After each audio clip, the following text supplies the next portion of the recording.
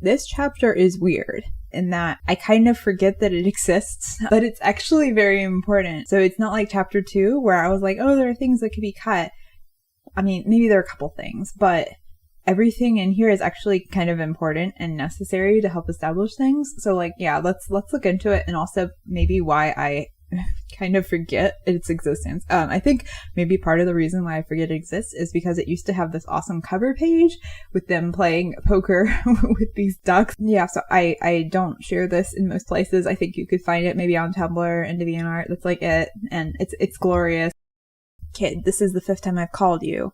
A little longer. It's almost noon. You don't need any more sleep. No, you see, it's just too cold. I'm hibernating. Get up. So his stomach is like growling, like, grrr. Is that your stomach? You're hungry already? You ate 7 bowlfuls last night. No, my stomach just feels weird. That's some of the spices. Some of them can be a bit rough if you're not used to them. Here, chew on this leftover cinnamon stick. It might help. Okay. Jumps on it.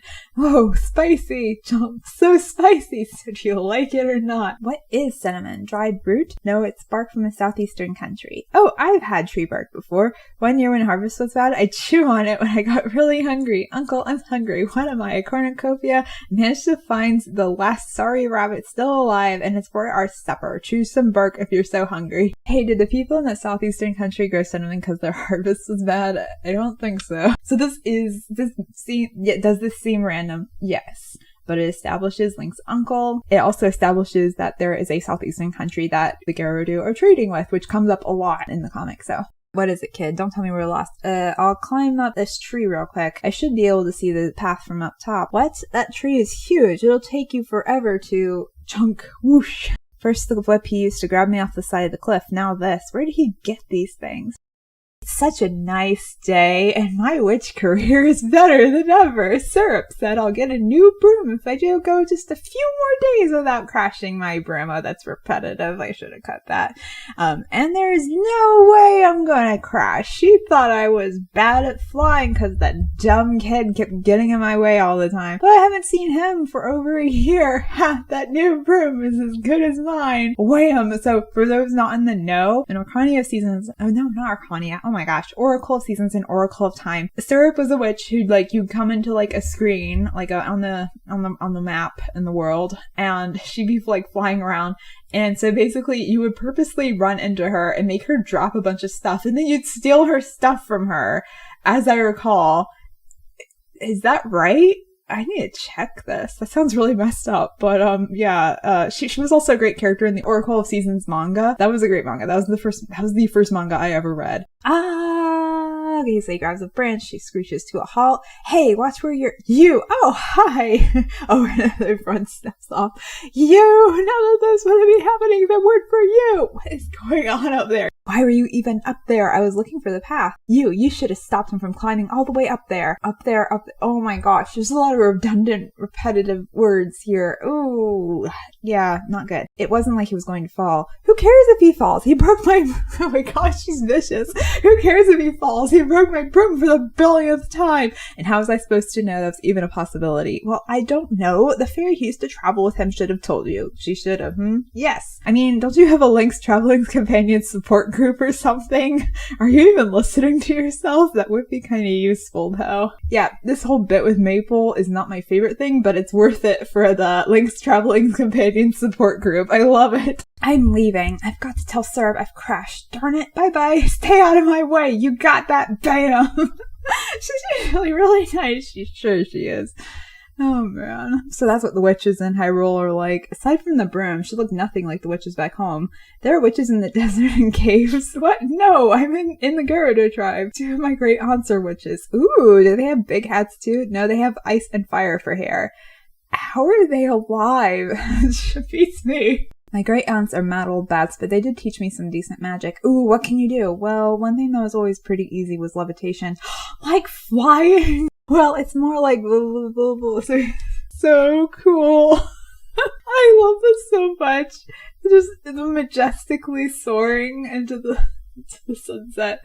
Oh my gosh. I need to redo these panels someday. Not like for the main comic because it would look weird. Just like as a side thing. I could also see that I didn't really edit this last panel very well. You can see this ugly streak of white outside of the thought bubble where there was the gray, and oh well, it's still a good page. So can you fly right now? It's not flying, it's levitation. And no, but why? I'm so upset. I was banished, and that means I'm bound to never use any magic I already possess save for life or death situations. What if I chop down this tree on you? No, I mean, that would be a loophole. So this is another thing that is like kind of seems inconsequential, but Link is obsessed with the idea of being able to fly. That I don't know if it actually comes up again in the actual comic here, but like it is a thing about him as a character, I guess, as an entity. It sounds much more serious than it is. And the whole thing here about I'm bound to never use any magic I already possess. That's a very important stipulation, because if he gets other powers in magic that he didn't possess when he was banished, then he can use it whenever the heck he wants. So that is very, very important. I'm pretty sure that I was already like, yes, there is a loophole here, and I want to be sure to set it up very clearly, while also having him joke about dropping a tree on him. I used to have magic too. Did that witch teach you? No, I got it from the Great Fairies. Right. I'll play along. So, you met a bunch of Great Fairies, eh? And what were they like? I can't do their nasty. They like screech. So I'm doing like the little gentle woman's, you know, you know, that's how it normally is. But they like scream at you in the games. Like, it's alarming. I don't like it. As a child, I was very upset. So Link is also very upset. He's like, they were very helpful, being polite. What a good boy. But yeah, they're a lot, and I could have included other Great Fairies. My favorite Great Fairies are actually the ones from Wind Waker. Like, they're just so cool. They're so different. I love them. I think they're rad, and they should have more of these types of Great Fairies. They're so much better, in my opinion, than the ones from Breath of the Wild. I mean, the Breath of the Wild ones were kind of hilarious because they were like older ladies with like really tacky tasting jewelry and stuff. Like, I do love that. I think that's a lot of fun. But the design of the Wind Waker ones is just, I just think it's cool. I had 3 spells from the Great Fairies, sure. And what were these spells like? Well, the first one I got was Dense Fire, a fire spell. How did it execute? It kind of made a shell around me and it went outwards. It was so nice against Redeads. What are Redeads when they were burning? They couldn't touch me. Never mind. Again, this is kind of random. The Dense Fire never really comes up again in like the whole comic. But here, we also set up that he is just petrified of Redeads. Dense Fire was nice, but Nera's Love was a good spell too. And what did it do? It made a crystal around me and deflected most monster attacks. That actually sounds really useful. I guess I just always forgot I had it until things were really bad. But that's when you'd need it most anyways. Yeah, but I'd always be out of magic power at that point. Again, how have you survived this long? I can't remember for sure, but I bet that this was based off of an experience that I had playing, because I almost never used Neighbor's Love. And not because it was like, you know, a bad spell or whatever, it was a bad tool, but like I just forgot. Yeah. I always say that Link in this comic is like an idiot because I play the Zelda games like an idiot. I also had Pharaoh's Wind, so it was a big gust of wind. Sorta. It was a bit more complicated. Here, the stick is me. The space between those 2 stones is the dungeon exit. Whoop! Whoosh! Snap! Wow, I'm so jealous. But why? I didn't need to do the but why. This is a nice page, but something about the punchline bothers me. But I like the motion. If I'm flipping out the Korok leaf and then whooshing it and then the thing snapping. It's very clear. How much longer till we reach Castletown? Not much longer. Look, you can see it from here. Well, it certainly seems... Just ignore him. He's probably just got some stupid question. Let's keep going. He's just staring at him. This is not a good gag, but it's still kind of cute. So mixed feelings, really. Then he gets mad at him. Oh, for the love of... You got something to say. Spit it out already. When we get to Castletown, will you cook for everyone again? Everyone in that huge town? You're still mad about the Mobble incident, are you? This could have been cut. We'll reach town tomorrow, right? Finally, the capital. It's a nice town. Oh, you've been there before? Well, I suppose that's to be expected. There's so many fountains and bushes and pots.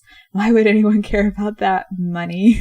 I don't know what you mean, but it doesn't sound legal. Wait, what are soldiers doing all the way out here? They patrol around town. They've spotted us. Yeah. They're staring. Yeah, they're still staring. I've been told this sort of thing happens because they look troublesome. No, I don't think so. Oh, 2 travelers. Wait a moment. Looking at them.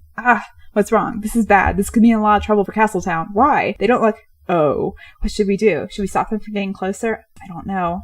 They're talking really seriously. Well, they are soldiers. I don't think that's the reason. The best course of action would be to go and alert the troops in town. My horse is swifter. I'll go. Be sure to relay an accurate report. We want everyone to be properly prepared. Understood. No matter what, we can't let that green-hatted kid cause as much property damage as he did last time. Agreed. My wand still hasn't recovered. Nor mine. Now go. This could be trouble. One just headed off towards town. Do I really look that suspicious? He's approaching. Link's like waving at him. A good morning to you, travelers. Are you headed to Castletown today? Yes, you won't be trying to stop us, will you? Hardly. I'm just doing my job. Frankly, I wouldn't be bothering you if you weren't traveling with that troublesome kid. You're joking, right? I wish. That soldier was suspicious of you. What did you do at Castletown anyways? Just normal things. I doubt that your definition of normal is normal. So was it the soldiers who told you that you look troublesome? No, it was the fairy who used to travel with me. I thought fairies were supposed to be nice. She was. One thing that sometimes people play with in fanfiction and so on for Zelda stuff, like, oh, the Gerudo are looked down upon because they're, bandits and they're foreign and all that. And like, no, that's fine. But like, I just didn't want to do that because there's not much sense of racism in the Zelda universe in the games that I've played. Like, the worst is that like the Zoras don't trust anybody. Yeah, I feel like that's something that people kind of forget because they're used to Breath of the Wild where the Zoras are like really chill in general, but like it was hard to get into Zora's domain. And then like in Twilight Princess, whenever that random Goron appeared in the spring in Zora's domain, like at first the Zoras were like, whoa, that Goron was trapped in that rock. And then this one Zora at least was like, what's he doing? What's he up to? Like, so they're like a little, but like the Hylians and all that don't really seem to have a problem with that. He's just another traveler to them. So yeah, this chapter's nice. There were a couple things that could have been cut. I think the reasons that I forget this chapter is because not that much happens. A lot of it is really just talking, but the majority of it is important because it does set up a lot of things that come up later in the story. Like, you can do a lot even in simple pages like this. So the next chapter is probably my favorite.